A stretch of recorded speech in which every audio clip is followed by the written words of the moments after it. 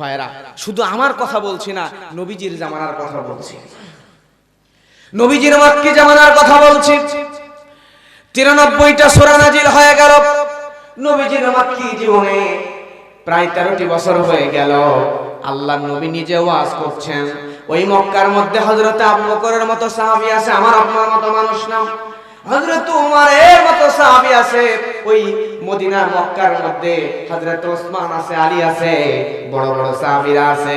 তারপর ওই জমিনের মধ্যে মক্কার মধ্যে কোরআনের মধ্যে আল্লাহ 13 বছরে 93টি সূরার মধ্যে একটা জায়গাতেও ইয়া আইয়ুহাল্লাযীনা আমানু, হে ঈমানদারগণ বলে ডাক দেন নাই। জোরে বলেন আল্লাহু আকবার। তাহলে এত বড় নবী আছেন, এত বড় বড় মাপের সাহাবীরা আছেন, তারপর একটা বারো মক্কার মধ্যে নবীজি কেউ নয়, সাহাবীদের কেউ নয়, কাউকেই আল্লাহ ঈমানদার বলে ডাক দিলেন না। কিন্তু মদিনায় হিজরতের পরে নবীজি যখন মদিনায় গেলেন, যাওয়ার পরে নবীজির সাহাবীকে, সাধারণ মানুষদেরকে আল্লাহ রাব্বুল আলামিন ইয়া আইয়ুহাল্লাযীনা আমানু, হে ঈমানদার বলে ডাক দিয়েছেন। সুবহানাল্লাহ। তার মানে মদিনা মক্কার মধ্যে নবী ছিলেন, সাহাবীরা ছিল, বড় ভালো ভালো মানুষগুলো ছিল, কিন্তু সেখানে কোরআনের আইন ছিল না। আর মদিনার মধ্যে নবীজি ছিলেন, সাহাবীরা ছিলেন, সাধারণ মানুষ ছিল। আবার কোরআনের আইন থাকার কারণে, ইসলামী রাষ্ট্র, কোরআনের সমাজ, কোরআনের রাষ্ট্র হওয়ার কারণে আল্লাহ রাব্বুল আলামিন মদিনায় পাইকারি ধরে সবাইকেই ঈমানদার বলে ডাক দিয়েছেন। সুবহানাল্লাহ। এর মানে হচ্ছে ততদিন পর্যন্ত ওয়াজে পরিপূর্ণ কাজ হবে না যতদিন পর্যন্ত আমি বক্তা যা বলবো নিজের মধ্যে আমলে আনবো না। আর 2 নাম্বার, যতদিন এই সমাজের মধ্যে কোরআন বাস্তবায়ন হবে না। কথা বলেন ঠিক কি না? তাহলে এই সমাজের মধ্যে কোরআন বাস্তবায়ন হোক, এটা আপনারা চান কি চান না? কারা কারা চান 2 হাত তুলে আল্লাহকে দেখান। লিল্লাহি তাকবীর, নারায়ে তাকবীর। আলহামদুলিল্লাহ, হাত নামান। আমি মাঝে মধ্যে আপনাদেরকে একটু তাকবীর দেওয়াবো, কারণ আমরা বিশ্ববিদ্যালয়ে যখন ক্লাস করি তখন আমাদের জন্য লেকচার দেওয়ার জন্য যে লেকচারারগণ আসেন, প্রফেসররা আসেন, আসার পর একটা সাবজেক্টের উপরে সর্বোচ্চ 45 মিনিট ক্লাস করান। 45 মিনিট পরে সাবজেক্ট চেঞ্জ, অন্য আরেকটা বিষয়ে অন্য টিচার এসে ক্লাস করান। কয় মিনিট? 45 মিনিট। এটা নিয়ে মডার্ন সায়েন্স গবেষণা করলো। 45 মিনিট ক্লাস দেওয়ার কারণ হচ্ছে একটা বিষয়ের উপরে একটা মানুষের দৃষ্টি থাকে সর্বোচ্চ 45 মিনিট পর্যন্ত। 45 মিনিট পার হয়ে গেলে ওই জায়গা থেকে তার মাইন্ড, মন মানসিকতা ডাইভার্ট হয়ে অন্যদিকে চলে যাওয়ার সম্ভাবনা থাকে। এজন্য 45 মিনিট হলে টিচার চেঞ্জ, সাবজেক্ট চেঞ্জ, নতুন সাবজেক্ট, নতুন টিচার, ক্লাস নাই। আলহামদুলিল্লাহ বলবেন না? এখন আমি মাঝে মধ্যে আপনাদেরকে তাকবীর দেওয়াবো, যাতে আপনাদের মন মানসিকতা, শীতের দিন কম্বলের মতো আরাম তো এখানে পাবেন না, পাবেন নাকি?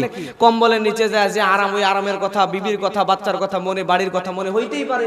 এর জন্য একটু করে তাকবীর দিবেন, যাতে অলসতা, দুর্বলতা সব কেটে যায়, কোরআনের দিকে আবারও মন মানসিকতা ফিরে আসে ইনশাআল্লাহ। আমার ভাইয়েরা লক্ষ্য করেন, আল্লাহ রাব্বুল আলামিন কোরআন মাজিদের মধ্যে বলছেন, والسارق والسارقة فاقطعوا أيديهما جزاء بما كسبا نكالا من الله. الله أكبر. والله عزيز حكيم. আল্লাহ রাব্বুল আলামিন সূরা মাইদার মধ্যে বলছেন, যদি কোনো পুরুষ অথবা নারী চুরি করে তাহলে তার হাতটা কেটে দাও। আইনটা জোরে বলেন কার? অর্ডারটা করলেন আল্লাহ। কিন্তু আমাদের সমাজের মধ্যে এই আইন বাস্তবায়ন আছে নাকি? আমাদের সমাজে যারা আইনের ছাত্র তারা বলতে পারবেন, একজন চোর যদি চুরি করে ওই চোরকে 3 মাস থেকে 3 বছরের জেল দাও। সংবিধানের আমার ভাইয়েরা 379 নাম্বার ধারা, এর সাথে কিছু কিছু জরিমানা করো। এটা হলো বাংলাদেশের আইন। নাউজুবিল্লাহ বলবেন না? মনে করেন আপনাদের এলাকায় একজন শেষরা চোর আছে না, শেষরা চোর চুরি করতে গেছে, মুরগি চুরি করতে গেছে, দেশি মুরগি চুরি করতে যায়, ধরা পড়ছে, ধরা পড়ে জেলে নিয়ে গেছে। জেলের মধ্যে খালি ছোট ছোট শেষরা চোর থাকে নাকি বড় বড় মাপের খুনি, ডাকাত এরাও থাকে? এখন যদি একটা চোর জেলে ঢুকাইছে, ঢুকানোর পরে সামনে বিশাল মোষওয়ালা, সেই রকম বডিওয়ালা, দানবের মতো একজন ডাকাত দাঁড়ায় আছে। দানবের মতো লোকটার দেখে চোর যখন সালাম দিয়ে সাইডে দাঁড়ায়, তখন ডাকাত জিজ্ঞেস করে, তুই কেন জেলে আসছিস, কি করছিস বল, কয়টা মারছিস? বলে যে ভাই কিছুই মারি নাই, মুরগি চুরি করতে গেছিলাম, যে ধরা খাইছি। এখন ডাকাত যদি শোনে যে মুরগি চুরি করতে গেছে, যে খুন করে জেলে গেছে, কোটি টাকা চুরি করতে যায় জেলে গেছে, সে যদি শোনে মুরগি চুরি করতে যায় ধরা পড়ে জেলে আসছে, তাহলে ওই ডাকাতের মানিজ্জত থাকবে? ডাকাত বলবে বেটা তুই মানুষ না মারে কোটি টাকা চুরি না করে মুরগি চুরি করে ধরা পড়ছিস, পরে আসছিস জেলে, তুই তো আমাদের চোর জাতির মান সম্মানে খেয়ে নিলি। কথা বলেন ঠিক কিনা? ওর কানের নিচে এক থাপ্পড় দিবে, এক থাপ্পড় খাইলে সে তওবা করবে যে ভাই এবার চুরি করছি, মুরগি চুরি করতে যা ধরা পড়ছি, কোনো অস্ত্র ছিল না, পরের বার এবার যদি বের হয় 100% ডাকাতি করতে যাব, করতে যা যদি কেউ ধরতে আসে চাইনিজ কুড়াল নিয়ে যাব, খালি হাতে যাব না, কোপায়া তারপরে জেলে আসবো। নাউজুবিল্লাহ বলেন।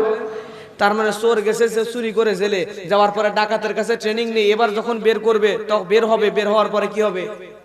চোর চুরি করে জেলে যায় ডাকাত হয়ে বের হয়। কথা বলেন ঠিক কিনা? বর্তমান বাংলাদেশের আইন অনুযায়ী এইটাই হচ্ছে, কিন্তু কোরআনের আইন যদি সমাজে বাস্তবায়ন হয়ে যেত, একটা চোরের যদি কোরআনের আইন অনুযায়ী হাত কেটে দেওয়া হতো, সমাজের মধ্যে চোর হারিকেন দিয়েও খুঁজে পাওয়া যাইতো না। আমার ভাইরা লক্ষ্য করেন, কারণ হলো এই সমাজের মধ্যে একটা চোরের যদি চুরি করার কারণে হাত কেটে দেওয়া হতো, তাহলে ওই চোর এই মাহফিলে এসে মাহফিলের মাঝখানে বসতো, বসার সময় চাদর গায়ের মধ্যে মুড়ো দিয়ে হাতটা লুকায় রাখা লাগতো, কারণ হাত দেখলেই অন্য মানুষরা বুঝে যাবে লোকটা চুরি করেছে। কথা বলেন ঠিক কিনা? এই লোকটা যখন এই মাহফিল থেকে বের হয়ে চলে যাবে, যাওয়ার সময় মনে করেন ঈদের নামাজ পড়ার জন্য ঈদগাহে গেছে, ঈদগাহে যাওয়ার পরে ঈদগাহে বসে আছে, নামাজ পড়ে সবাই চলে যায়, চোর বেচারা ওখান থেকে ওঠার সাহস পায় না, কারণ ঈদের নামাজের পরে মানুষগুলো তার কাছে আসবে সালাম বিনিময় করার জন্য, কিন্তু চোরের তো হাতটা কাটা, সালামও দিতে পারবে। এখন ঈদগাহে যায় সালাম যদি কেউ দিতে আসে আর হাত যদি সামনে আগাতে না পারে, হাত যদি বের না করে, তাহলেও তো অপমান, আবার হাত বের করলেও তো বুঝে যাবে লোকটা চুরি করে ধরা পড়ে এই জায়গায় ঈদের নামাজ পড়তে আসতে, ঠিক কিনা? সেই ঈদগাহ থেকে সবার আগে বের হতে পারবে না, কারণ হাত বের করতে পারবে না, লজ্জায় বসে থাকবে।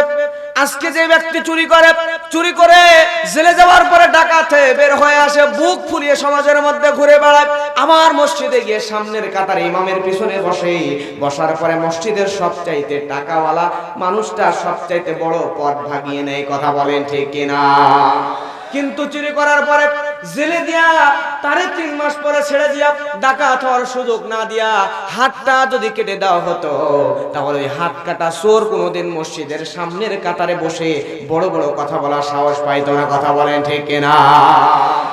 এই চোর চুরি করতে গেলে হাত কেটে দেওয়ার পরে এই চোর যদি মানুষের বাড়িতে কাজ করতে যায়, হাত কাটা দেখে তারে কাজেও নিত না। কথা বলেন ঠিক কিনা?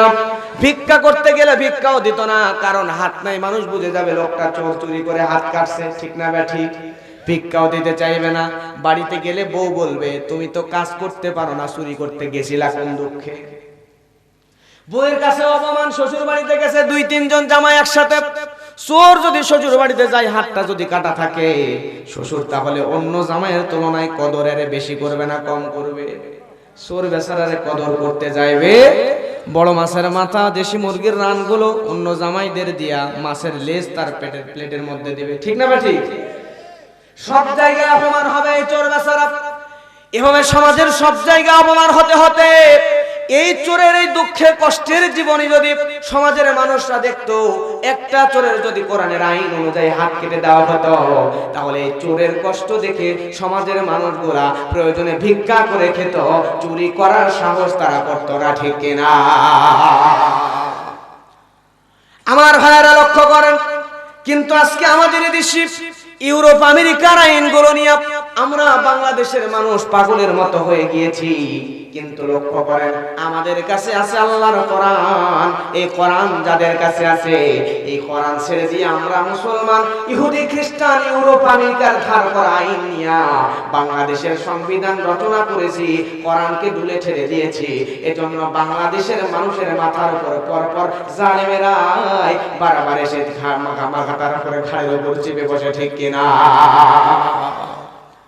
আমার ভাইয়েরা লক্ষ্য করেন, আমরা বাংলাদেশের মানুষরা কোরআন থেকে দূরে সরে গিয়েছি, আর এমন ইউরোপ আমেরিকার মানুষদের আইন আমরা বস্তা পচা আইন আমরা নিয়ে নিয়েছি, যে ইউরোপের মানুষগুলা নিজের বাবার পরিচয় পর্যন্ত জানে না। কথা কোন ঠিক কিনা? মিশরের কথা বলছি। মিশর আল আজহার ইউনিভার্সিটি, শিক্ষিত যারা আলহামদুলিল্লাহ অনেকে আপনারা জ্ঞানী মানুষ বোঝেন, ওই জায়গায় বিশ্বের বিভিন্ন দেশের ছাত্ররা গিয়ে পড়াশোনা করে। এরপরে আপনার মদিনা বিশ্ববিদ্যালয়ে, মক্কা বিশ্ববিদ্যালয়, ওই জায়গায় দুনিয়ার বিভিন্ন দেশ থেকে বিভিন্ন দেশের ছাত্ররা গিয়ে পড়াশোনা করে। তো ওই জায়গায় বিভিন্ন ছাত্ররা এক জায়গায় হয়। আমার এক বড় ভাইয়ের কাছে গল্প শুনলাম এরকম, ওই জায়গায় ইউরোপের কোন এক দেশের একজন ছেলে পড়তে আসছে। তার বন্ধুরা তারা জিজ্ঞেস করে না বাপের নাম কি মায়ের নাম কি, তারা জিজ্ঞেস করছে ভাই তোমার বাবার নাম কি। এখন এই ছেলেটা তার বাপের নাম জানে না। সুবহানাল্লাহ বলবেন না নাউজুবিল্লাহ বলবেন? তখন বলছে ভাই 1 মিনিট আমি শুনে জানাচ্ছি। মায়ের কাছে ফোন দিছে, ইউরোপে মায়ের কাছে ফোন দিছে, দেওয়ার পরে বলতেছে মা আমার বাবার নাম জানো কি? মা বলে বাবারে তোর বাবার নাম যে কি সেটা তো আমিও জানি না, ডায়েরি বের করে দেখতে হবে তারপর তোরে জানাচ্ছি। ডায়েরি বের করছে, করার পরে দেখে একজন দুইজন নাই, প্রায় 40-45 জন ওর মায়ের বয়ফ্রেন্ড। জোরে বলবেন না নাউজুবিল্লাহ? 40-45 জনের মধ্যে কার সাথে মিলন হয়েছে, ওই সন্তান হয়েছে, তার মা নিজেও জানে না। এবার এই ছেলে ইংল্যান্ডের কোর্টের মধ্যে মামলা করছে নিজের মায়ের জন্য, যে আমার বাপের পরিচয় তুমি আমার এনে দাও। বন্ধুরা ছোট করবে, করার পরে এই যুবকের কথায় ওই দেশের কোর্টের মধ্যে মামলা শুরু হয়ে গেছে, মামলা চলতেছে। এইবার এই ছেলের মা বাধ্য হয়ে তার 40-45 জন যতগুলো বয়ফ্রেন্ড ছিল প্রত্যেককে কোনোভাবে ম্যানেজ করে নিয়ে আসছে। আইসা সবার ডিএনএ টেস্ট করছে, করার পরে তার ছেলের ডিএনএ টেস্ট করছে, করার পরে 40-45 জনের মধ্যে একজনের সাথে তার ছেলের ডিএনএ ম্যাচ করছে, মিলে গেছে। একজন পিতা খুঁজে পাচ্ছে, তার মানে ডিএনএ টেস্ট ছাড়া তাদের পিতাকেও খুঁজে পাওয়া যায় না। জোরে বলেন না নাউজুবিল্লাহ? আজকে আমরা বাংলাদেশের মানুষ, আহারে আমাদের কাছে আছে আল্লাহর কোরআন, আর আল্লাহর কোরআন বাদ দিয়ে আজকে ইউরোপ আমেরিকার বস্তা পচা আইন নিয়ে আমাদের সমাজের মধ্যে প্রতিষ্ঠা করতে গিয়েছি। এজন্যই বারবার আমরা নির্যাতিত নিপীড়নের স্টিম রোলারের শিকার হচ্ছি। কথা বলেন ঠিক কিনা? কিন্তু আজকে যদি বাতিলের কাছে মাথা নত করতাম, আজকে ইউরোপ আমেরিকার বস্তা পচা আইন বাদ দিয়া আল্লাহর কোরআনের কাছে যদি আমরা ফিরে যেতাম, এই কোরআনের আইনগুলো যদি সমাজে বাস্তবায়ন করে নিতাম, বাতিলরা আমাদের সামনে আসতে সাহস করত না। কথা বলেন ঠিক কিনা? বাতিলের সামনে গর্জে ওঠার দরকার, জোরে বলেন আছে না নাই? বাতিল সে দবনে ওয়ালে, বাতিল সে দবনে ওয়ালে आसमान ही हम सोबर कर चुका है तो इम्तिहान हमारा। लिल्लाह तकबीर। বারবার এই বাতিলগুলোর সামনে যদি আপনি মাথা উঁচু করে দাঁড়ান, তাহলে বিশ্বাস করেন আমরা হলাম মুসলমান। আমাদের ওই চীন ওরা, আমাদের কবি এজন্য বলেছেন চীন ও আরব হামারা, चीन और अरब हमारा, हिंदुस्तान भी हमारा, मुस्लिम है हम, वतन है सारा, जहां हमारा। लिल्लाह तकबीर। चीन আমাদের, আরব আমাদের, পাকিস্তান আমাদের, ভারতবর্ষ আমাদের, तमाम বিশ্ব আমাদের, কারণ আমরা মুসলমান। আমাদের জন্মস্থান হলো तमाम দুনিয়া। কথা বলেন ঠিক কিনা? আমরা যদি কোরআনের কাছে ফিরে যেতাম, আবার হযরত ওমরের মতো সারা অর্ধ পৃথিবী না পুরো পৃথিবীর মধ্যে মুসলমানরা রাজত্ব করতে পারত। কথা বলেন ঠিক কিনা? এজন্যই কোরআনের আইনের দিকে ফিরে যাওয়ার দরকার। জোরে বলেন আছে না নাই?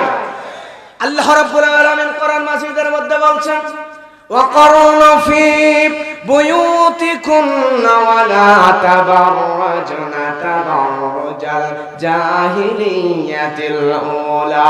الله أكبر। আল্লাহ রাব্বুল আলামিন সূরা হুজুরাতের মধ্যে বলছেন ও নারীরা, তোমরা জাহিলি যুগের নারীদের মতো করে সেজে গুজে তোমরা নোংরা ভাবে তাদের মতো করে অর্ধ উলঙ্গ হয়ে সমাজের মধ্যে বের হয়ো। ঘর থেকে সেজে গুজে বের হতে নিষেধ করেছেন আল্লাহ রাব্বুল আলামিন। বেপরদা ভাবে বের হতে নিষেধ করেছেন। কিন্তু আজকে আমাদের সমাজ আছে নাকি? জোরে বলেন আছে নাকি? নাই। কিন্তু আজকে সমাজের মধ্যে যদি পরিপূর্ণ পর্দা থাকতো, তাহলে সমাজের নারীরা, মুসলিম নারীরা বোরখা ছাড়া বের হতে পারত না। কথা বলেন ঠিক কিনা? আজকে আপনার চাঁপাইনবাবগঞ্জ শহরে যান, রাজশাহী শহরে যান, রাস্তার মোড়ে মোড়ে মোটরসাইকেলের যদি হেলমেট না থাকে, মোটরসাইকেলের যদি ট্যাক্স টোকেন না থাকে, মোটরসাইকেলের যদি ড্রাইভিং লাইসেন্স যদি ড্রাইভারের না থাকে, তাহলে ধরে ধরে রাস্তার মোড়ে মোড়ে সার্জেন্টরা কেস লিখে দেয়, ট্রাফিক পুলিশরা কেস লিখে দেয়। কথা বলেন ঠিক কিনা? আজকে মোটরসাইকেলের মতো কোরআনের আইন যদি সমাজের মধ্যে বাস্তবায়ন থাকতো, তাহলে এই সমাজের মধ্যেও বেপরদা একজন মুসলিম নারী, মুসলমানের সন্তান, মুসলমানের কন্যা, মুসলমানের বিবি হওয়ার পরে বের হতে পারতো না। সার্জেন্টরা যদি রাস্তার মোড়ে মোড়ে চেক করতো মুসলমান হওয়ার পরে কে বোরকা পরে নাই, তাদেরকে যদি শাস্তির আওতায় আনা হতো, বাংলার মুসলিম মেয়েরা বোরকা ছাড়া ঘর থেকে বের হওয়ার সাহস করতো না। ঠিক কিনা? মুরব্বী যারা তারা জানেন। চাচা এরশাদের আইন কারা কারা দেখছেন? এরশাদের শাসনামল দেখেছেন? কারেক্ট হাত তুলেন তো। আলহামদুলিল্লাহ, নামান অনেকেই জানেন।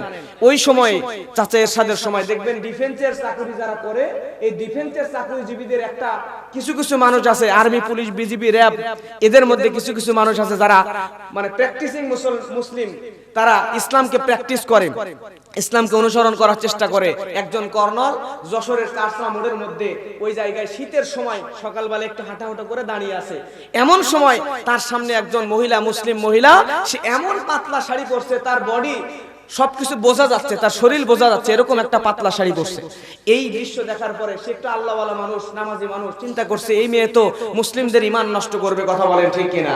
ঠান্ডার মধ্যে সিপাহীকে ডাক দিয়ে বলে, এই মেয়ে এইভাবে বের হয়েছে, মুসলিম মেয়ে, এর এক্ষুনি ঠান্ডার মধ্যে এক ডু পানির মধ্যে, এক কোমর পানির মধ্যে নামতে বলে। এক কোমর পানির মধ্যে নেমে গেছে, নামায় দিছে, দেওয়ার পরে শাস্তি দিছে। কারণ হলো ওই কর্নেল বলে, এই শীতের মধ্যে কনকনে ঠান্ডার মধ্যে জ্যাকেট, কুট, শুট, বুট পরেই আমরা বের হতে পারি না। এর যে পাতলা শাড়ি পরে রাস্তার মধ্যে দাঁড়ায় আছে, শীতের সময় যদি অবস্থা হয় এই, তাহলে গরমের সময় কাপড় পরে কি পরে না আল্লাহ জানে। কথা বল ঠিক কিনা? আমার ভাইরা, এইবার ওই কর্নেল সাহেব ডাইরেক্ট ওই মেয়েকে যখন পানিতে নামাবে ঠান্ডার সময়, তখন একজন সিপাহী দালালি করে বলছে, স্যার মেয়ে মানুষ তো, একটু শাস্তি কম করলে হয় না? তখন কর্নেল সাহেব বলে, মেয়ে মানুষ, সে ভুল করছে, অন্যায় করছে, সে এই পানির মধ্যে নেমে যদি 5 মিনিট থাকে, তুই বেটা দালালি করার জন্য তোর 10 মিনিট পানির মধ্যে ডুবায় রাখবো। জোরে বলেন আল্লাহু আকবার। তার মানে এই ইসলাম যদি সমাজের মধ্যে থাকতো, তাহলে সমাজের অবস্থা তো হলো হতো এরকম, যারা কোরআন মানে না তাদের শাস্তি তো হতো, ইসলাম যারা মানে না তাদেরকে হয় ইসলাম বোঝানো হতো, আর যারা ইসলামের বিরুদ্ধে, কোরআনের বিরুদ্ধে দালালি করবে তাদের শাস্তি আরো গুরুতর হইতো। কথা বলে ঠিক কিনা? আমার ভাইয়ের, আমাদের সমাজের অবস্থা হলো এইটা। কিন্তু আমাদের সমাজের মধ্যে দুঃখ লাগে, কষ্ট লাগে। আমাদের সমাজের নারীদেরকে নিয়ে আমরা যখন বাজারের মধ্যে যাই, আমাদের সমাজে অনেক নারীরা দেখবেন স্বামীরে নিয়ে বাজারে মার্কেট করতে যায়, আসে না নাই? পর্দার সাথে গেলে আলাদা বিষয়, কিন্তু ঈদের সময় মার্কেটে যায় দেখবেন নারীদের ভিড়ের কারণে আপনি পুরুষ মানুষ মার্কেটের মধ্যে ঢুকতে পারবেন না। আবার আমি এরকম নওগাঁ শহরের মধ্যে দেখেছি কিছু কিছু যুবতী নারী শাড়ি পরে সেজে গুজে মার্কেটে দোকানদারের সঙ্গে কথা বলছে, কেনাকাটা করছে, আর পিছনে বেচারা একজন ইতিমের মতো দাঁড়ায় আছে। জিজ্ঞাসা করি ওটা কি? সঙ্গে সঙ্গে মুরব্বী বলে, ওইটা হলো সামনেরটা বউ, পিছনেরটা স্বামী। দেখে মনে হচ্ছে যেন সামনের ওই মহিলা হলো রাজমিস্ত্রি, আর পিছনে দাঁড়ায় আছে যুবক ইতিমের মতো। এইটা হলো জুগাড়ি। কথা কোন ঠিক না? বউরে নিয়ে যায় সামনে দাঁড়ায় রাখছে, বউ মার্কেটে কথা বলছে দোকানদারের সাথে, আর স্বামী এতিমের মতো দাঁড়ায় আছে। মানে এর চাইতে এতিম দুনিয়া তার একটাও নাই। আমার ভাইয়েরা লক্ষ্য করেন, আল্লাহ রাব্বুল আলামিন কোরআন মাজিদের মধ্যে বলছেন, সূরা নূর, আয-যানিয়াতু ওয়াজ-যানি ফাজলিদু কুল্লা ওয়াহিদিম মিনহুমা মিআতা জালদা। আল্লাহু আকবার। আল্লাহ রাব্বুল আলামিন কোরআনের মধ্যে বলেন, ব্যভিচারিণী নারী এবং ব্যভিচারী পুরুষ, এই ব্যভিচার করানোওয়ালা পুরুষ এবং নারী, তাদেরকে 100টা বেত্রাঘাত করা লাগবে। জোরে বলবেন কয়টা? 100টা বেত্রাঘাত করা লাগবে। আমাদের সমাজের মধ্যে এই আইন আছে নাকি?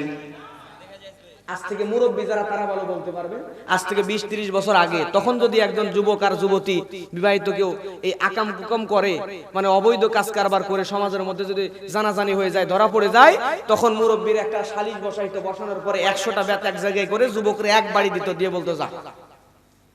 এই শাস্তি যদি কোনো যুবকরে দেওয়া হয়, তাহলে সে জেনা করা কমাবে না বাড়াবে? একটা বেত দিয়ে জোরে জোরে মারবেন, 100টা মারলে অনেক ব্যথা লাগবে, কিন্তু 100টা এক জায়গায় এক বাড়ি দিলে যুবক এত মজা পাবে, এত ইন্টারেস্ট, এত মজা ব্যাতের বাড়িতে 100 ব্যাত একসাথে মারতে, সেই লাগবে না তো। যুবক বলবে আগে যা করছি এরকম শাস্তি হলো তো মানে সপ্তাহে 2-3 বার জানা করা যায়, জোরে বলেন না নাউজুবিল্লাহ। এটা ছিল আগের ওল্ড মডেল। আর এখন নিউ ভার্সন কি দেখেন, বর্তমান সময়ে জেনা শুধু নয়, একজন যুবক যদি একজন গরিব ঘরের মেয়েকে ধর্ষণও যদি করে ফেলে, তার শাস্তি হলো এইটা। ওই যুবকের বাবা সম্ভ্রান্ত পরিবারের যুবক, আর মেয়েটা গরিবের মেয়ে, ওই যুবকের বাবা ওই মেয়ের বাবার কাছে 5 লাখ অথবা 1 লাখ টাকার বান্ডিল লুকায় নিয়ে যায়। যাওয়ার পরে বলে, ভাই যুবক মানুষ তো ভুল করেই ফেলছে, আপনি টাকাটা নেন, নেওয়ার পরে চুপ থাকেন, বাইরে কিছু বলার দরকার নাই, যদি বলেন তাহলে আপনার এলাকা ছাড়া করব। ঠিক না ঠিক? এটা হচ্ছে বর্তমান জামানার শাস্তি।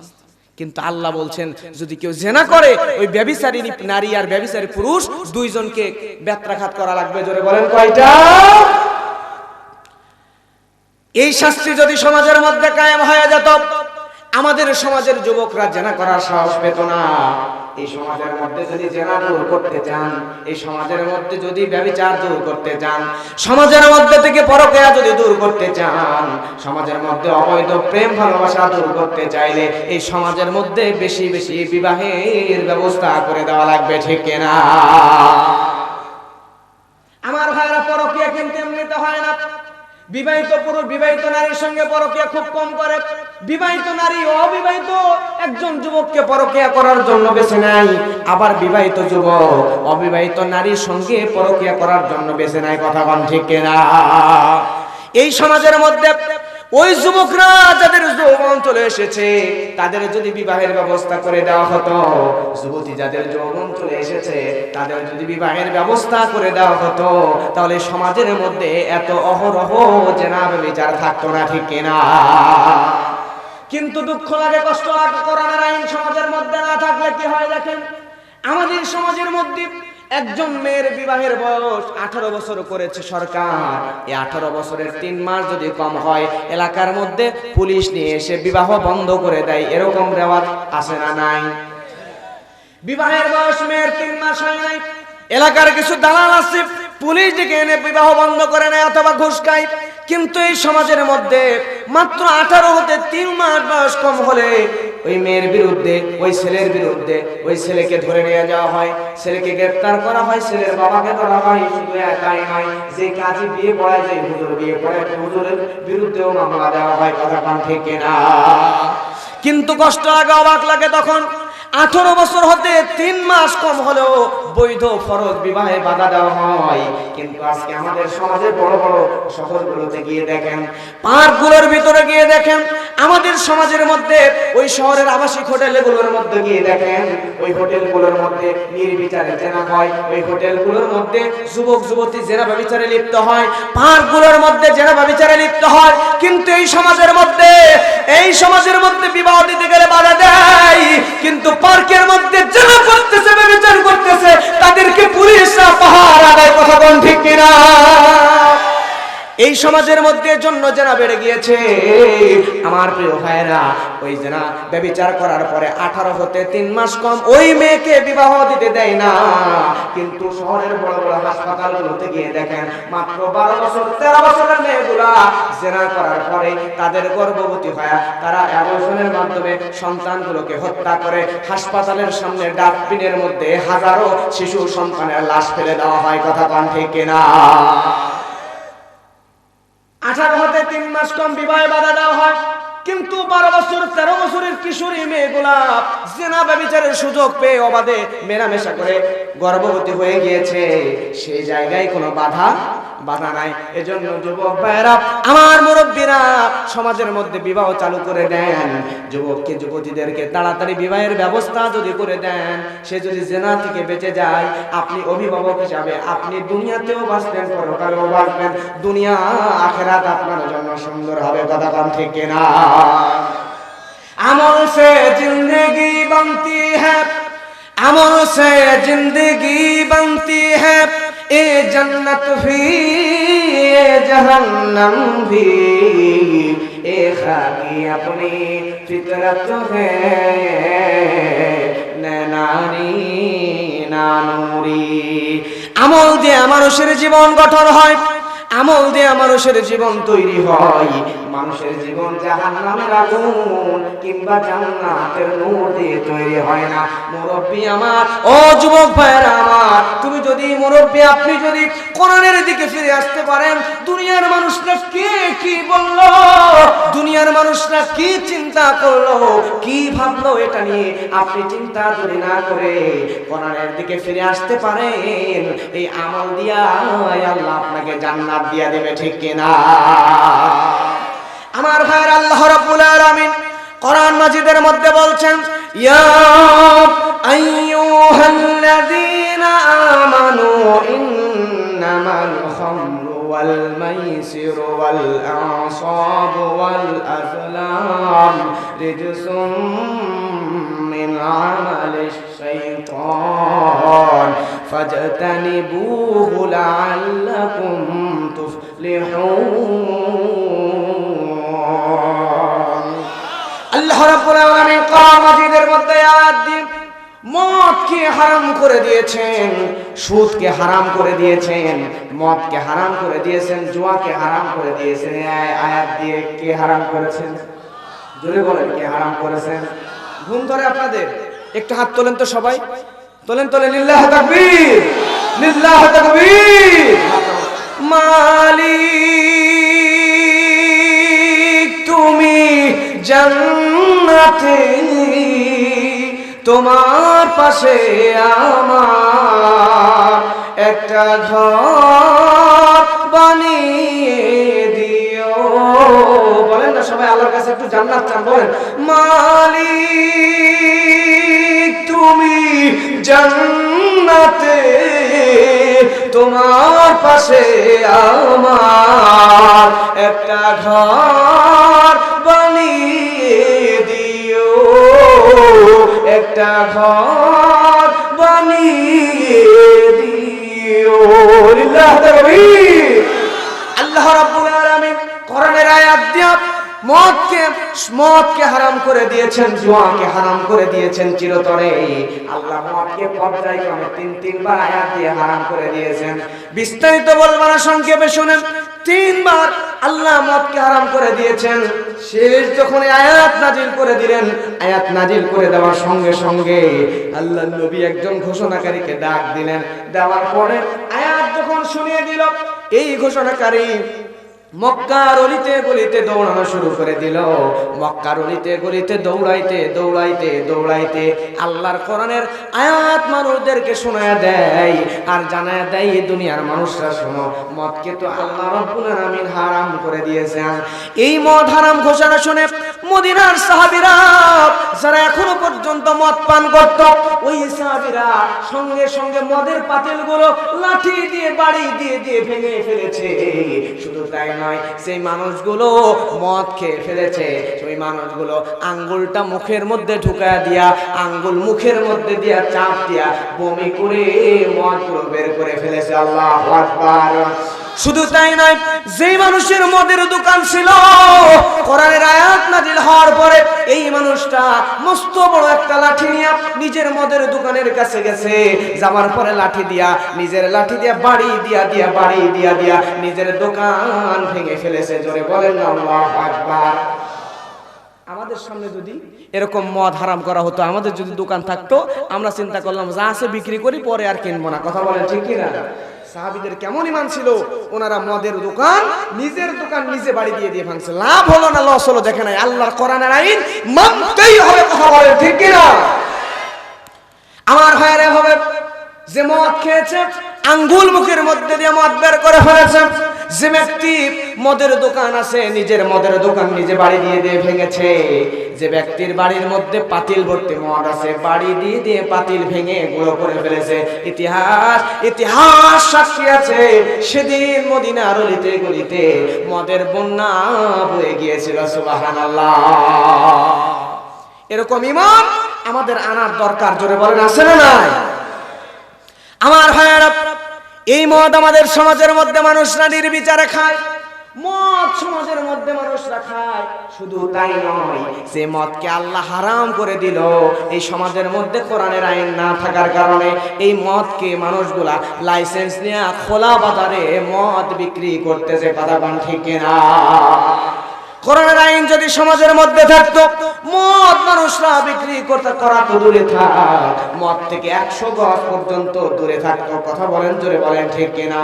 কষ্ট হয় আপনাদের? শেষ করে দিব। কয় মিনিট শুনবেন আর? দুই একজন উঠতেছেন মনে হয়, পেশাব করতে উঠছে। খারাপ লাগে না তো?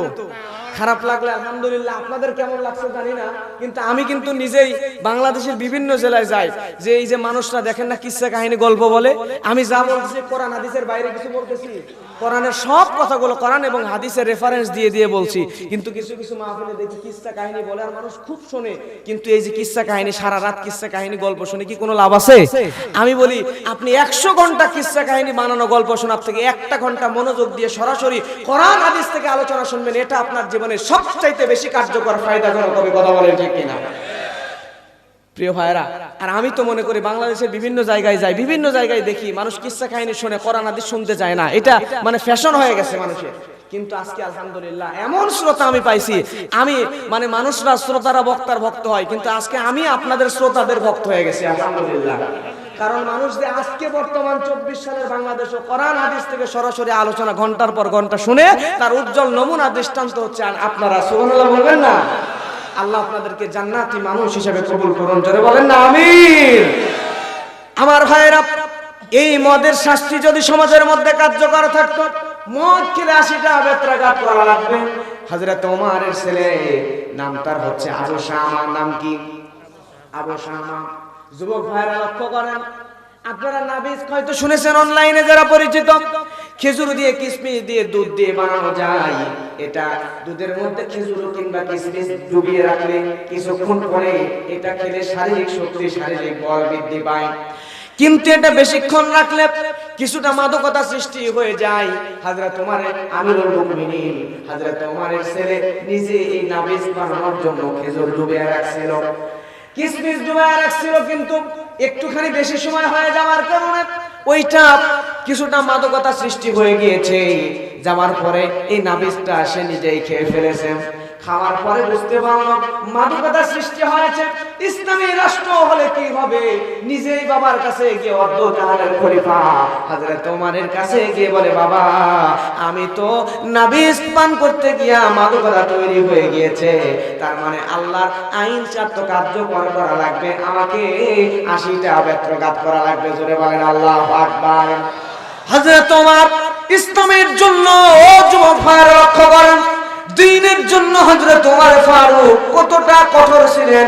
নিজের ছেলেকে নিজে মসজিদে নববীতে নিয়ে গেলেন, নামাজ সাহাবীদের সামনে নামাজ শেষ করে এলান করে দিলেন তার ছেলের শাস্তি কার্যকর করা হবে। কাজী যখন চাবুক মারবে, এমন সময় হযরত ওমর কাজীর কাছ থেকে চাবুক নিয়ে নিল। অর্ধ জাহানের খলিফা হযরত ওমর, আমি আমার ছেলেকে কাজী মারতে গিয়ে দয়া মায়ার উদ্বেগ তার মনের মধ্যে হইতে পারে, তার মনের মধ্যে যেন মায়া না আসতে পারে, এজন্য হযরত ওমর নিজে চাবুকটা নিয়ে জীবনের সর্বোচ্চ শক্তি দিয়া আবু শামার পিঠের উপর চাবুক দিয়ে বাড়ি দেয়। বাড়ি দিতে দিতে আবু শামা জমিনের মধ্যে পড়ে যায়। এমন সময় সে অসুস্থ হয়ে যায়, মৃত্যু মুখে পতিত হয়ে যায়। হযরত ওমরের ছেলে আবু শামা এই আঘাতের কারণে ইন্তেকাল করলো, মৃত্যুবরণ করলো। হযরত ওমর ঘরের মধ্যে গিয়া বিছানায় বালিশে মাথা দিয়ে উল্টো মুখ হয়ে শুয়ে আছে। হযরত ওমরের স্ত্রী পিছন দিক থেকে ডাক দিয়ে বলে, ওমর পারের স্বামী, আপনি এত কঠোর, আপনার মতো কঠোর মানুষকে আল্লাহ আসমানের নিচে জমিনের উপরে আর একটাও নাই।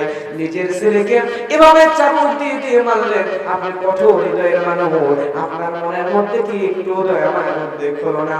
হযরত তোমার স্ত্রী লক্ষ্য করে নাই, পিছন থেকে কথা বলে সামনের দিকে যখন গেল, যাওয়ার পরে দেখতেছে হযরত ওমর তার ছেলেকে মারা যাওয়ার পরে অন্যদিকে বালিশে মাথা দিয়ে আছে ঠিক, কিন্তু চোখ দিয়ে দর দর দর দর করে পানি পড়ে বালিশটাই ভিজে গেছে। জোরে বলেন আল্লাহু আকবার। হযরত ওমর রাদিয়াল্লাহু তাআলা আনহু স্ত্রীকে বলছি, প্রাণের বিবি, তোমার সন্তান একা নয়, আমারও সন্তান আবু শামা, তাকে যখন মেরেছি তোমরা তো আমার বাহিরটাই দেখেছো, কিন্তু তার শরীরের মধ্যে আমি আমার যতবার চাবুক দিয়ে আঘাত করেছি, আমি আমার সন্তানের শরীরে মারছি, শরীরের মধ্যে লাগছে, কিন্তু আমি উমারের ওই চাবুকের আঘাতটা প্রতিবার কলিজার মধ্যে লাগছে। আল্লাহু আকবার। কিন্তু আমি লক্ষ্য করে দেখলাম, এটা আমার সন্তানকে আমি মারলাম, আমার সন্তান হয়তোবা দুনিয়ায় মারা গেল, আমার সন্তান চলে গেল, মারা গেল, কিন্তু তার উপরে এই কোরআনের আইন আমি ওমার কার্যকর করলাম। কারণ হলো দুনিয়ায় সাময়িক কষ্ট যদি আমার আমার হয়, কিন্তু তাকে এইভাবে শাস্তি কার্যকর করার কারণে আল্লাহ রাব্বুল আলামিন আমার সন্তানকে হয়তোবা জান্নাতি মানুষ বানায় দিবে। সুবহানাল্লাহ। তাদের মধ্যে কোনো আপোষ ছিল না।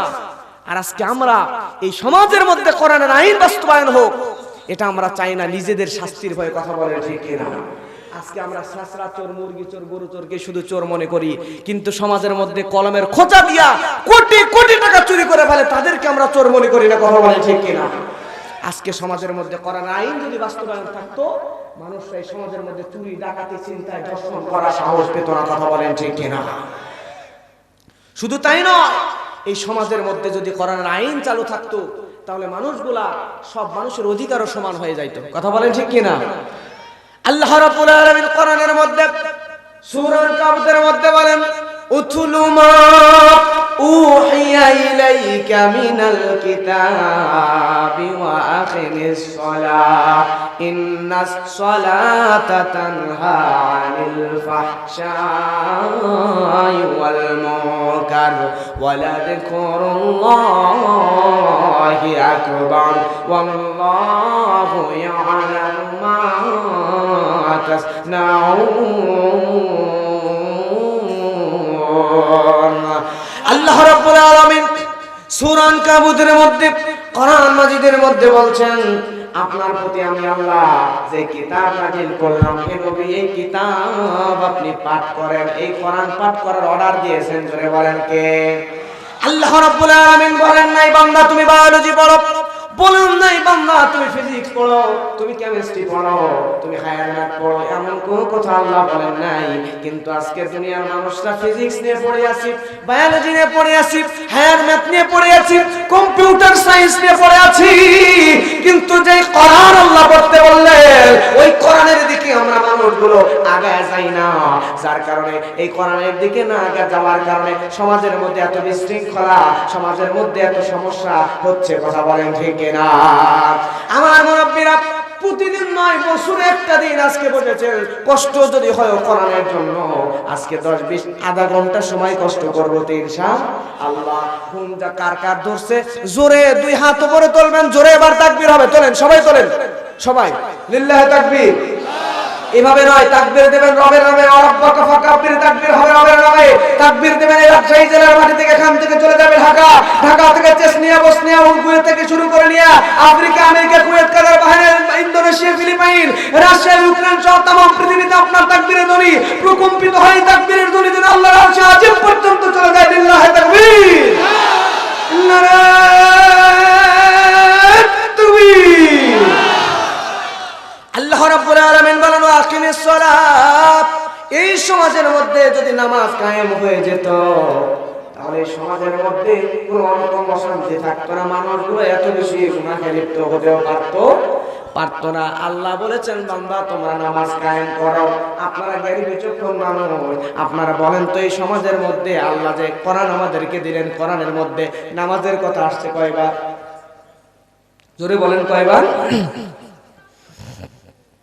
লক্ষণীয় বিষয় হলো এটা, কোরআনের মধ্যে নামাজের কথা আসছে 82 বার। এক জায়গায় শুধু আল্লাহ বলেছেন, ফাসল্লি লিরাব্বিকা ওয়ানহার, বান্দারে তোমরা নামাজ পড়ো। বাকি 81 জায়গায় বলছেন আল্লাহ, আকিমুস সালাহ ওয়া ইকিমুনাস সালাহ, বান্দারে তোমরা নামাজ কায়েম করো।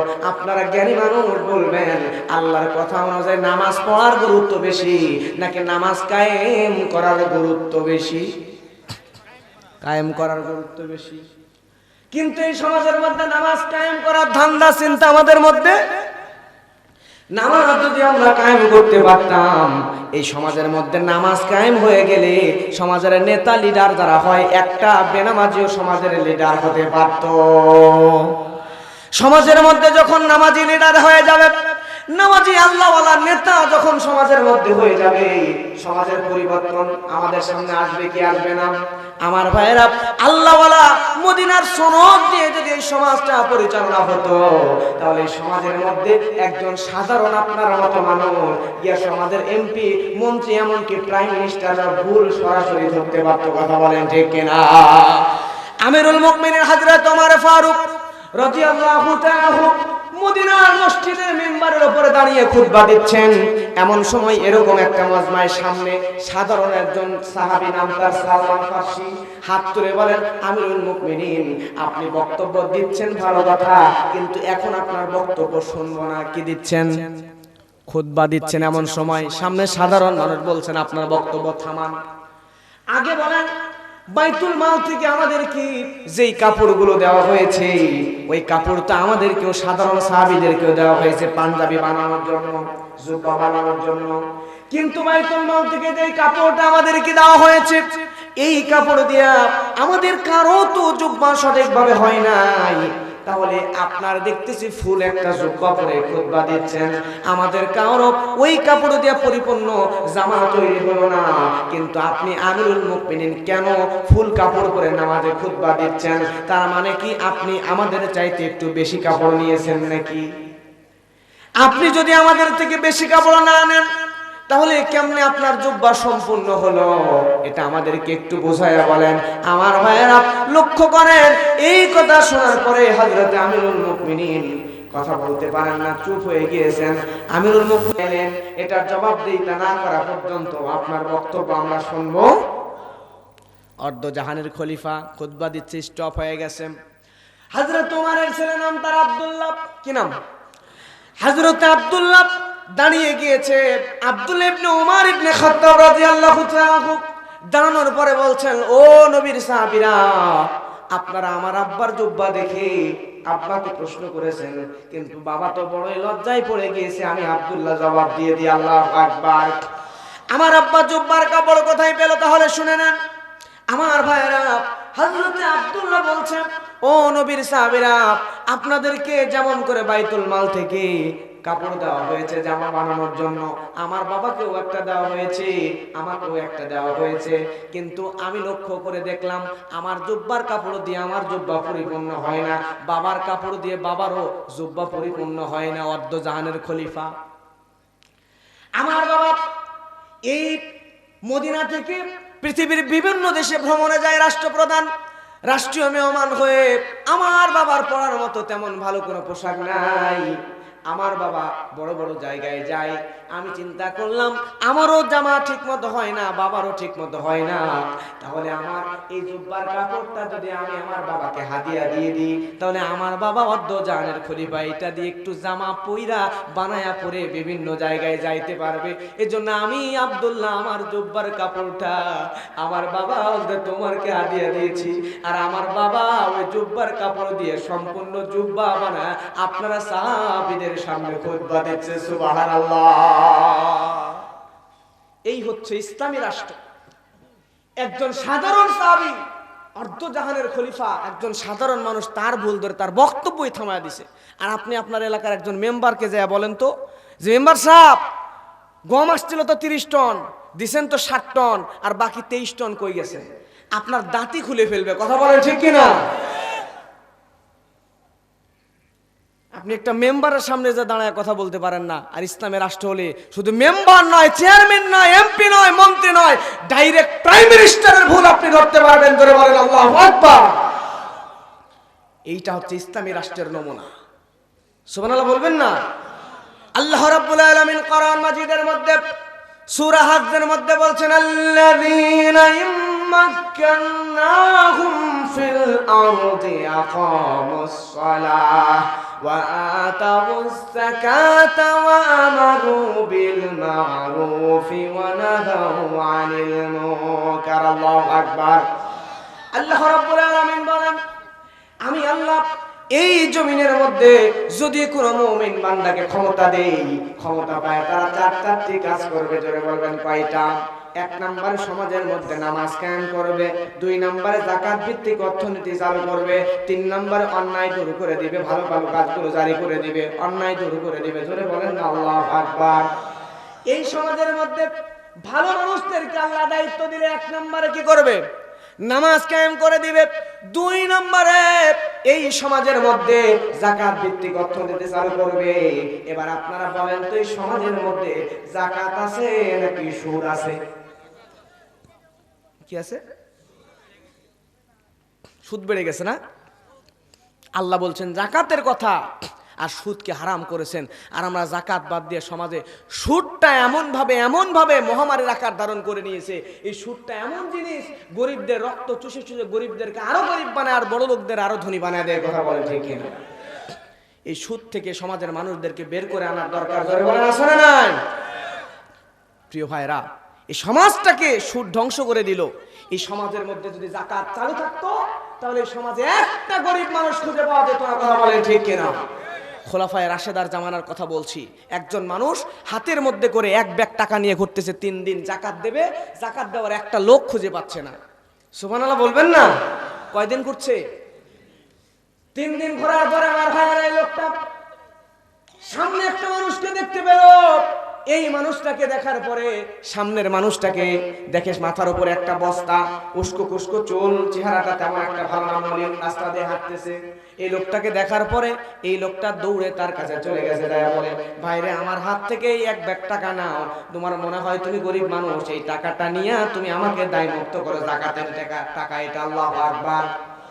সামনের লোকটা রেগে গেছে, আরে মিয়া তুমি কি পাগল হয়ে গেলা নাকি?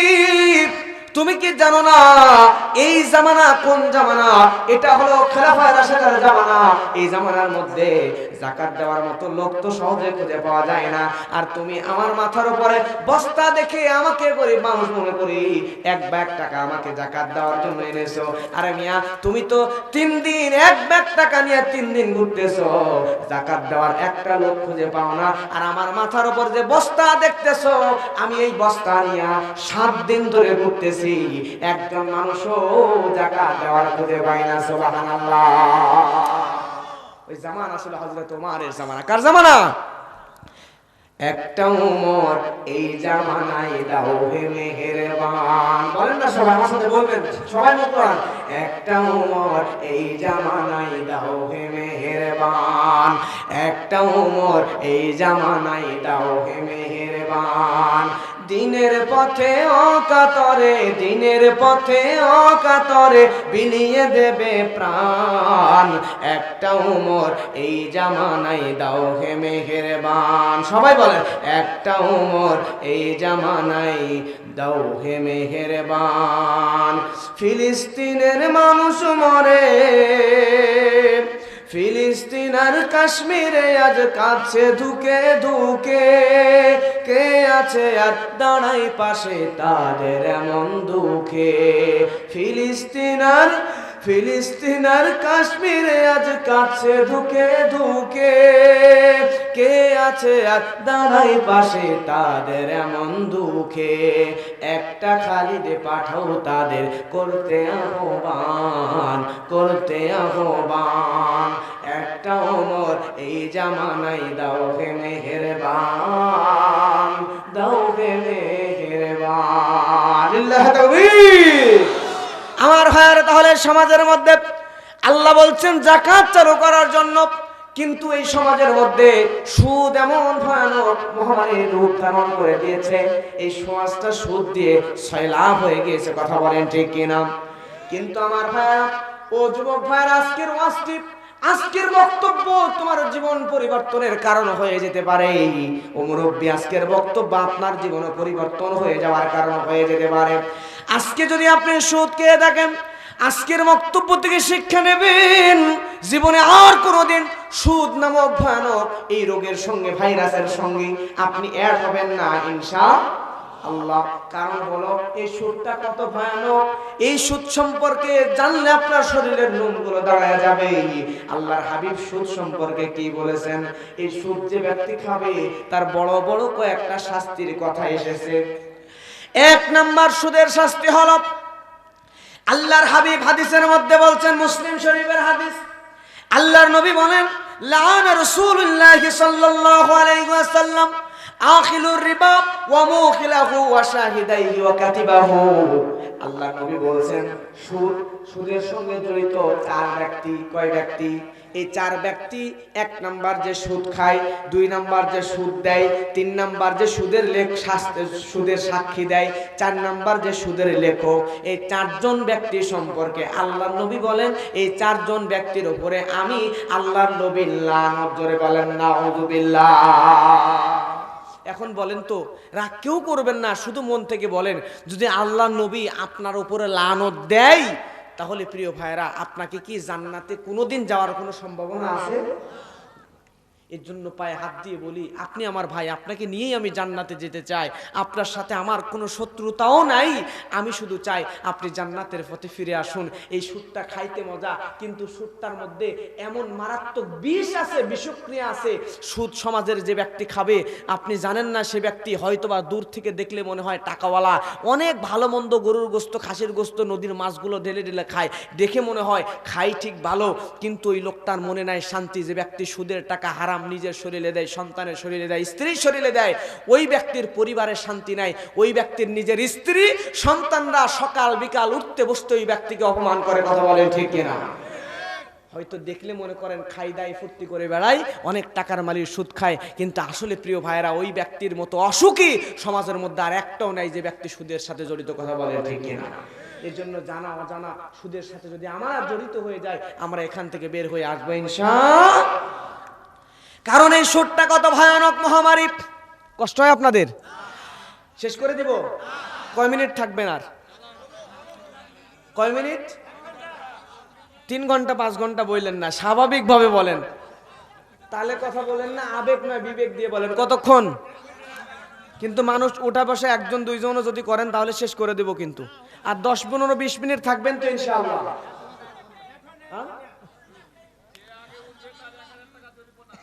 এই যে দেখেন, যদি আপনাদের প্রস্রাবের প্রয়োজন হয়, টয়লেটের প্রয়োজন হয়, যাইতে হয়, তাহলে আমার কাছে একটু অনুমতি নেবেন যে হুজুর একটু হাত তুলবেন, লজ্জা নাই, যে হুজুর একটু ছুটি নেব, আবার এসে বসবো, এই ওয়াদা দিয়ে যাবেন। আজকে একদিনই তো ইনশাআল্লাহ, এছাড়া উঠবো না আমরা ইনশাআল্লাহ। কষ্ট লাগলে উঠবেন না, কারণ আমি আগেই বলছি, আপনি আমার ভাই, আপনি আমার মায়ের পেটের ভাই না হলেও হযরত আদম আলাইহিস সালামের সম্পর্ক অনুযায়ী আপনি আমার মুসলিম ভাই। কথা বলেন ঠিক কিনা? আমরা সবাই এক নবীরই সন্তান, হযরতে আদম নবীর সন্তান। এই হিসাবে আপনি, আপনারও যে আদি পিতা আমারও সে আদি পিতা, আপনারও যে জাতির পিতা আমারও সে জাতির পিতা, আপনারও যে রুহানি পিতা আমারও সে রুহানি পিতা। শেষ নবী যেমন, আর আপনাদের সবার আমারও এই উম্মাহ কেন্দ্রিক ভালোবাসার সাথে আমি আপনাদেরকে বলছি, আপনাদেরকে কষ্ট দিব না, শুধু ইসলামের জন্য, সংশোধনের জন্য বলবো। সংশোধন হবই ইনশাআল্লাহ। আল্লাহ আমাদেরকে কবুল করুন, জোরে বলেন আমিন। আমার ভাইরা, সুদের 2 নাম্বার শাস্তি, জোরে বলবেন কয় নাম্বার? এখানেও সহিহ বুখারীর হাদিসের মধ্যে এসেছে, আল্লাহর নবী কি বলছেন? সহিহ বুখারীর মধ্যে আছে, আন সামুরাত ইবনে জুনদুব রাদিয়াল্লাহু তাআলা আনহু قال النبي صلى الله عليه وسلم رأيت الليلة رجلين آتياني فأخرجاني إلى أرض مقدسة। আল্লাহর নবী হাদিসের মধ্যে বলছেন, যদি কোনো ব্যক্তি সুদ খায় তার কি অবস্থা হবে দেখেন। নবীজি বলেন, আমি একদিন রাতের বেলা ঘুমায় গেলাম, ঘুমের মধ্যে আমি স্বপ্ন দেখলাম একজন দুইজন মানুষ আমাকে ঘুমের মধ্যে একটা পবিত্র ভূমিতে নিয়ে গেল, পবিত্র একটা ভূমিতে নিয়ে গেল। সেখান থেকে এমন একটা জায়গায় আমি গেলাম, যাই আমি নবীজি হাঁটতেছি, হাঁটতে হাঁটতে সামনের দিকে লক্ষ্য করলাম একটা রক্তের নদী আমি দেখতে পেলাম। কিসের নহর? রক্তের নদী। নবীজি লক্ষ্য করে দেখলেন ওই রক্তের নদীর ভিতরে একজন মানুষ হাবুডুবু খাচ্ছে। নদীর মাঝখান থেকে সাঁতরায় সাঁতরে নদীর তীরে আসার চেষ্টা করতেছে। এমন সময় তাকে দেখে নদীর তীরে আরেকজন ব্যক্তি দাঁড়ানো, তার সামনে বিশাল বড় একটা পাথর। যখনই ওই ব্যক্তি সাঁতরা অনেক কষ্ট করে তীরের কাছে আসে, ওই তীরে দাঁড়ানো ব্যক্তিটা ওই বিশাল বড় পাথরটা হাতের উপরে নিয়া ওই লোক যে সাঁতরার তীরের দিকে আসার চেষ্টা করে তার মাথার উপরে এমন জোরে পাথরটা মারে, মাথা ছিন্ন বিচ্ছিন্ন হয়ে লোকটা আবার নদীর মাঝখানে চলে যায়। জোরে বলেন আল্লাহু আকবার। নবীজি লক্ষ্য করে দেখলেন যতবার ওই লোকটা নদীর মাঝখান থেকে রক্তের নদীর মাঝখান থেকে তীরে আসার চেষ্টা করে ততবার পাথর দিয়ে বাড়ি মারতেছে, ততবার পাথর দিয়ে মারতেছে, আবার মধ্যে চলে যায়। এই শাস্তি অবলোকন করার পরে, এই দৃশ্য দেখার পরে আল্লাহর হাবিব জিবরাইল আমিনকে জিজ্ঞাসা করলো, জিবরাইল যে লোকটা নদীর মাঝখান থেকে সাঁতরায়া ধারে আসার চেষ্টা করে আসলে বলো তো ওই লোকটাকে? জিবরাইল আমিন বলে, ইয়া রাসূলুল্লাহ, ইয়া হাবিবাল্লাহ, এই লোকটা হলো সুদখোর, দুনিয়াতে সুদ খাইতো, যার কারণে এই লোকটার শাস্তি হবে এমন, রক্তের নদীর মধ্যে ফেলায় দেওয়া হবে। আর ওই লোকটা যতবার ফিরে আসার চেষ্টা করবে ওই লোকটাকে পাথর মেরে মেরে মাথা ছিন্ন বিচ্ছিন্ন করে আবারও নদীর মধ্যে ফেলায় দেওয়া হবে। আল্লাহু আকবার। সুদের শাস্তি হলে এত ভয়ানক আপনি অবাক হয়ে যাবেন।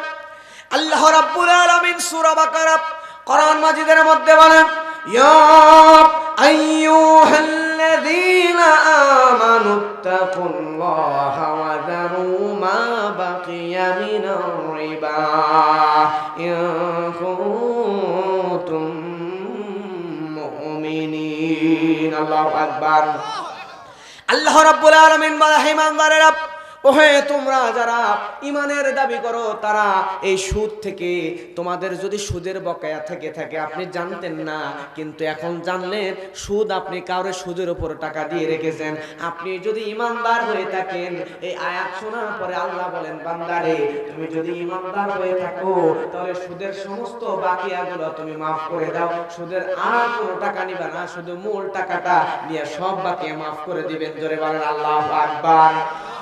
তার মানে সুদ মাফ করে দেওয়া লাগবে, সুদ খাওয়া যাবে যাবে না, এখান থেকে ফিরে আসা লাগবে। শুধু তাই না আমার ভাইয়ারা, লক্ষ্য করেন আল্লাহ রাব্বুল আলামিন আর একটা আয়াতে বলেন, আয়াত বলার পর যদি কোনো বান্দা সুদ না ছাড়ে তাহলে সে বান্দা আর ইমানদার থাকতে পারে, কারণ ইমান এবং সুদ দুইটা একসাথে থাকতে পারে, ইমান এবং সুদ একসাথে থাকতে পারে না। আল্লাহ রাব্বুল আলামিন কোরআন মাজিদের মধ্যে বলছেন, فَإِن لَّمْ تَفْعَلُوا فَأَذَنُوا بِحَرْبٍ مِّنَ اللَّهِ وَرَسُولِهِ।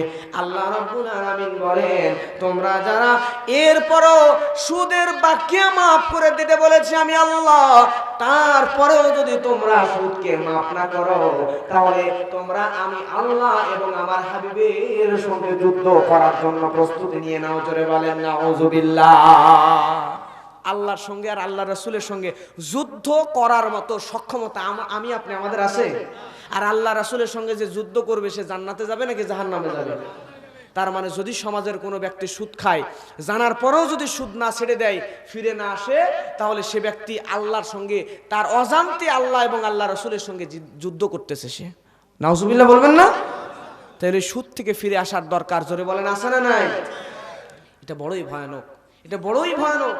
এখান থেকে বের হয়ে আসেন। আমি বলি, প্রয়োজনে আপনি লাউ চাষ করেন, বেগুন চাষ করেন, কুমড়া চাষ করেন, বাজারে আপনি একটা পানের দোকান দিয়ে খান, চকলেট বিক্রি করে খান, আপনার ইনকাম কম হোক, মাটি কেটে খান, আপনার রোজগার কম হোক, কিন্তু আপনি ওই মাটি কেটে 500 টাকা ইনকাম করে আপনার পরিবারের শান্তি সুখ পাবেন, হালাল উপার্জনে যে সুখ পাবেন।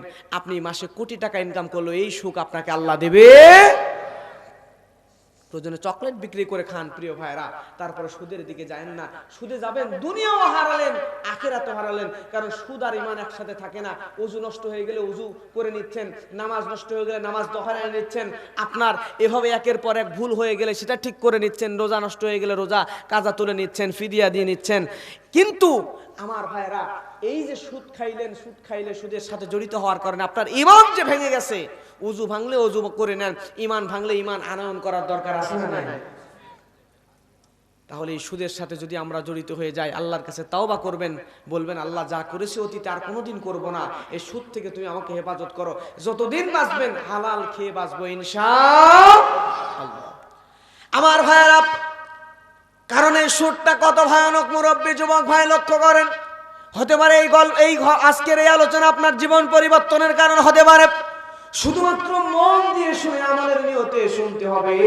আমার ভাইরা, আল্লাহর নবী হাদিসের মধ্যে বলছেন, আর রিবা সালাসাতু ওয়া সাবউনা আবাবান আইসারুহা আইয়ানকিহার রাজুলু উম্মাহু। আল্লাহর নবী বলছেন, এই সুদটা এমন খারাপ, এমন খারাপ, এই সুদের যতগুলো গুনাহ আছে, সুদের প্রায় 73টা গুনাহ আছে। আল্লাহর নবী বলেন, এই 73টা গুনাহর মধ্যে সুদের সর্বনিম্ন গুনাহ হলো নিজের মায়ের সঙ্গে জিনায় লিপ্ত হওয়া। জোরে বলেন নাউযুবিল্লাহ। সমাজের একজন পতিতা নারী যে টাকার বিনিময়ে নিজের শরীরকে বিক্রি করে, এই পতিতা নারী খারাপ মহিলাও নিজের সন্তানের সঙ্গে জিনা করে। কিন্তু এই সুদ খেলে কত বড় গুনাহ, নিজের মায়ের সঙ্গে জিনার গুনাহ। তারপরও আজকে আমরা বুঝি না, আমাদের কষ্ট লাগে না, আমরা আজকে এই ভয়ানক গুনার সঙ্গে লিপ্ত হয়ে আছি। ভাইরের দুনিয়াও চলে যাবে, আখিরাতও চলে যাবে। একটুখানি চিন্তা করে দেখেন, ওই জাহান্নামের আগুন আমি আপনি কেউ সহ্য করতে পারবো না। ওই জাহান্নামের আগুন কত ভয়ানক, ওই কবরের আযাব কত ভয়ানক, আপনি সহ্য করতে পারবেন না, আমিও সহ্য করতে পারবো না। প্রিয় ভাইয়েরা, ফিরে আসুন, যা জীবনে করেছেন অতীতের গুনাহগুলোর জন্য আল্লাহর কাছে তওবা করুন। আপনি বিশ্বাস করেন, আমি বলি যুবক ভাই, তুমি কত গুনাহ করেছো, মুরব্বী আপনি কত গুনাহ করেছেন, আপনি কত টাকার সুদ খেয়েছেন, কত টাকার ঘুষ খেয়েছেন, কত অন্যায় করেছেন, কত জেনা ব্যভিচার করেছেন। আপনি মনে করেছেন আপনি গুনাহ এত বেশি করেছেন, আপনার রব আপনাকে ক্ষমা করবে না। কিন্তু আপনি বিশ্বাস করেন, আপনার মালিক, আপনার রব, আপনার পালনকর্তা এত মহান, আপনার গুনাহ কত বড়। আমি মনে করি আপনার গুনাহর চাইতে আমার রবের ক্ষমা আর অনেক বড়। জোরে বলেন কথা ঠিক কিনা? আপনি যতই গুনাহ করেন না কেন, আপনি যদি আল্লাহর কাছে ক্ষমা চান, মাপ চান, রব্বুল আলামিন জীবনে গুনাহ করেছি, তুমি আমাকে মাফ করে দাও, বিশ্বাস করেন আমার রব আপনার অতীতের সব গুনাহ মাফ করে আপনাকে জান্নাতের পথ দেখায় দিবেন। জোরে বলেন সুবহানাল্লাহ। আল্লাহ আমাদেরকে, আমাকে, আপনাকে সবাইকে মাফ করে দিক। জোরে বলেন আমিন। প্রিয় ভাইরা, এই সুদটা কত ভয়ানক, কত ভয়ানক। আর এক হাদিসের মধ্যে আল্লাহ নবী বলছেন দিরহামু রিবান ইয়াকুলুহু রাজুলু ওয়া হুয়া ইয়ালাম। নবী বলছেন, যদি কোনো মানুষ 1 টাকা সুদ খায়, কয় টাকা? 1 টাকা সুদ খায়, তাহলে আল্লাহ নবী বলছেন 1 টাকাও যদি সুদ খায়, আসাদু মিন সিত্তাতি ওয়া সালাতিনা জিনাতা, 1 টাকা সুদ খেলো ওই লোকটির 36 বার জিনার গুনাহ হবে। কতবার? এখন আপনারা জ্ঞানী বিচক্ষণ মানুষ বলেন তো, 1 টাকার সুদ খেলে যদি 36 বার জিনার গুনাহ হয়, তাহলে 1000 টাকা যদি কেউ সুদের খায়, তাহলে কয় হাজার বার জিনার গুনাহ হবে? 36,000 বার। এবার লক্ষ্য করেন, একজন পতিতা নারী টাকার বিনিময়ে যে যার দেহকে বিক্রি করে, এই নারী তার যৌবনের শুরু থেকে মৃত্যু পর্যন্ত যতবার জেনা করে, সারা জীবন একজন খারাপ মহিলা জেনা করেও 36,000 বার জেনা করতে পারে। কিন্তু আপনি মাত্র 1000 টাকার সুদের সঙ্গে জড়িত হয়ে 1000 টাকা সুদ খেয়ে ওই পতিতা নারীর চাইতে বেশি জেনার গুনাহ আমলনামার মধ্যে নিয়ে নিছেন। কথা বলেন ঠিক কি? প্রিয় ভাইরা, কোন জায়গায় আছি আমরা দেখেন, এখান থেকে ফিরে আসার দরকার। জোরে বলেন আছে না নাই? আল্লাহ আমাদেরকে মাফ করুক, আল্লাহ আমাদেরকে ক্ষমা করুন। জোরে বলেন আমিন। আমার ভাইরা লক্ষ্য করেন, কিন্তু আমাদের সমাজের মধ্যে এইরকম অবস্থা হয়ে গিয়েছে, একজন খারাপ মহিলার জানাজায় আমরা যেতে চাই না, একজন খারাপ মহিলার জানাজায় যেতে চাই না, পতিতা নারীর জানাজায় আমরা যেতে চাই না, কারণ মহিলাটা খারাপ, জীবনে সারা জীবন খারাপ কাজ করেছে। কিন্তু যে ব্যক্তি সমাজের টাটকা সুদখোর, সমাজের মধ্যে সুদ খাইতে খাইতে বাড়ি গাড়ি অট্টালিকা করে ফেলেছে, সমাজের চিহ্নিত সুদখোর মারা গেল, তারা জানাজায় লোকের অভাব হয় না। কথা বলেন ঠিক কিনা? কিন্তু আমরা বুঝি না, একজন মানুষ দাড়ি টুপি পরে জুব্বা পরে থাকলেই আমরা বিশাল কিছু মনে করছি, কিন্তু আসলে সে যদি এই মুনাফিক অন্তরের মধ্যে লালন করে সুদ খায়, এখান থেকে যদি ফিরে না আসে, তাহলে তার জানাজায় যাওয়া ঠিক নয়। কথা বলেন ঠিক কিনা? কারণ সে তো জান্নাতেই যাবে না, আপনি তার জানাজায় যাই করবেনটা কি? আল্লাহ আমাদেরকে হেফাজত করুন। জোরে বলেন আমিন। আমার ভাইরা লক্ষ্য করেন, এখন বলবেন হুজুর, সমাজের মানুষদেরকে সুদ থেকে ফেরাতে হলে সমাজের মানুষদেরকে সুদ থেকে ফেরানোর দরকার। জোরে বলেন আছে না নাই? মসজিদের মধ্যে সুদের বিরুদ্ধে ওয়াজ হয়, ইমাম সাহেব সুদের বিরুদ্ধে ওয়াজ করে, কিন্তু সুদ থেকে মানুষকে কেমনে ফেরানো যায় এ বিষয়ে কোনো কথা আমাদের সমাজের মধ্যে হয় না। কথা বলেন ঠিক কিনা? কিন্তু আল্লাহ রাব্বুল আলামিন কোরআনের মধ্যে সুদের বিপরীতে সুন্দর একটা সিস্টেম করে দিয়েছেন, বলেন আলহামদুলিল্লাহ। আল্লাহ রাব্বুল আলামিন সূরা হাদীদের মধ্যে বলছেন, যাল্লাযী ইউকরিদুল্লাহা কারদান হাসানান ফায়ুদাইফাহু লাহু ওয়া লাহু আজরুন কারীম। এখানে আয়াতে আল্লাহ রাব্বুল আলামিন সুন্দর করে জানিয়ে দেয়, রব্বুল আলামিন জানিয়ে দিচ্ছে কে সেই ব্যক্তি, যেই ব্যক্তি আমি আল্লাহকে উত্তম ধার দিবে। জোরে বলেন কাকে? আমার ভাইরা, যে ব্যক্তি আমি আল্লাহকে কর্জে হাসানা দিয়ে দিবে, আমি আল্লাহ ওই ব্যক্তির কর্জে হাসানাটাকে বহুগুণে বাড়িয়ে তাকে সম্মানিত পুরস্কারে পুরস্কৃত করব। সুবহানাল্লাহ। তাহলে এই কর্জে হাসানাটা কি? এটা সিঙ্গাড়া না সামুচা না মুগলাই? জানার দরকার আছে না নাই? প্রিয় ভাইরা, কর্জা হাসানা হচ্ছে ধার দেওয়া, ঋণ দেওয়া, সুদের বিনিময়ে না। আমরা যেটাকে গ্রামের ভাষায় কি হাওলাত বলেন না কি বলেন, এদিকে কি বলেন? ধার দেওয়া। ধার দিলেন। কিন্তু ভাইরা, এখন আমি হুজুর ওয়াজ করে মঞ্চ থেকে নামতেছি, নামার পরে এখন আপনাদের মধ্যে একজন এসে যদি বলে, হুজুর ওয়াজ তো খুব সুন্দর করলেন, আমারে 10,000 টাকা ধার দেন, আমি কিন্তু দেওয়ার মানে সাহসই পাবো না। কথা বলেন ঠিক কিনা? কারণ আমাদের সমাজটা এরকম হয়ে গিয়েছে, যার যখন টাকার প্রয়োজন ধার নেওয়ার সময় এসে হাতে ধরে পা ধরে, মানে কিছু ধরা বাদ রাখে না। কিন্তু তার টাকা ধার দিছেন, বিপদ থেকে উদ্ধার হয়ে গেছে, যাওয়ার পর আপনার এখন বিপদ, আপনি টাকা দিছেন, এখন তারে আপনি হারকিন দিয়ে খুঁজে পান না, আপনার টাকার দরকার, তার হাত পা ধরে আপনি টাকা পাচ্ছেন না। এই অবস্থার কারণে আজকে আমাদের সমাজে এই কর্জে হাসানার সিস্টেমটা উঠে গেছে। কথা বলে ঠিক কিনা? কিন্তু আপনার যখন বিপদ হবে, আপনার মধ্যে এই মন মানসিকতা থাকতে হবে, যার কাছ থেকে টাকা নিয়ে আপনি বিপদ থেকে উদ্ধার হয়েছেন, তার যখন প্রয়োজন, যখন দিতে চাইবেন, তখনই আপনি পৌঁছায় দেবেন ইনশাআল্লাহ। শুধু তাই নয়, হাদিসের মধ্যে আসছে, আপনাকে যে টাইম বেঁধে দেওয়া হয়েছে, এই টাইমের মধ্যে যদি ফিরিয়ে দেন, যে আপনাকে ধার দিবে তার তো সওয়াব হবেই। টাইম যদি একটু বাড়ায় নিতে চান, আর আপনাকে যে ধার দিয়েছে সে যদি টাইম একটু বাড়ায় দেয়, টাইম বাড়ানোর কারণে এ পর্যন্ত যা সওয়াব হয়েছিল, টাইম বাড়ানোর কারণে যত বাড়বে তোর দ্বিগুণ দ্বিগুণ দ্বিগুণ আল্লাহ সওয়াব বাড়িয়ে দিবেন। জোরে বলেন সুবহানাল্লাহ। আর সাধারণ 10 টাকা দান করলে যে সওয়াব হবে, এই সাধারণ দান করার চাইতে একজন মানুষকে আপনি কর্জে হাসানা দিলে, একজন মানুষকে যদি আপনি ধার দেন, তাহলে আল্লাহ সুবহানাহু ওয়া তাআলা তার 10 গুণ বেশি সওয়াব আপনাকে দিয়ে দিবেন। জোরে বলেন সুবহানাল্লাহ। তাহলে এই ধার দেওয়ার সিস্টেম সমাজে আমরা চালু করব তো ইনশাআল্লাহ।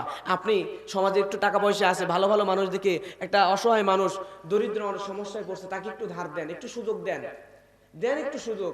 আপনার তো অনেক টাকা, একটু ধার দেন, যদি দান করতে পারেন করেন, নতুবা একটু ধার দিয়ে সহযোগিতা করেন। আর আপনি যে ধার নিয়েছেন, অবশ্যই আপনার মন মানসিকতা এমন থাকবে, যে আপনাকে দিয়েছে, বিপদ থেকে উদ্ধার করেছে, তার প্রয়োজনে কথা মতো সময় মতো একটু কষ্ট হলেও ম্যানেজ করে আপনি টাকা দিয়ে দেবেন ইনশাআল্লাহ।